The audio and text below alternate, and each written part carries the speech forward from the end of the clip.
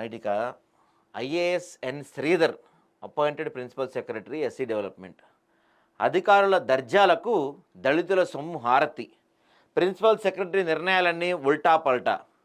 SC corporation staffing pattern service రూల్స్కి విరుద్ధంగా ఓఎస్డీల నియామకం. ప్రభుత్వ నిబంధనలకు వ్యతిరేకంగా సంక్షేమ శాఖ సెక్రటరీ ఎన్ శ్రీధర్ నిర్ణయాలు. ఓఎస్డీ పోస్టులు నామినేటెడ్ పదవులుగా మార్చిన వైనం. ప్రిన్సిపల్ సెక్రటరీ నిర్ణయాలతో దళిత సంక్షేమం పక్కదారి. పథకాల కంటే ఇక్కడ పరిపాలనకే ఖర్చు ఎక్కువ. ఓఎస్డీ పోస్టులకు ఊస్టింగ్ పలకాలని దళితుల డిమాండ్. తెలంగాణ రాష్ట్ర SC corporation officer on special duty అంటే ఓఎస్డీ నియామకాలు కార్పొరేషన్ ఉద్యోగాల నిబంధనలు ఉల్లంఘనగా మారినట్లు పెద్ద ఎత్తున ఆరోపణలు వినపడుతున్నాయి. ప్రభుత్వ నియామకాల నియంత్రణ చట్టం 2024 ప్రకారం ప్రమాణాలకు అనుగుణంగా లేవని విమర్శలు ఉన్నాయి.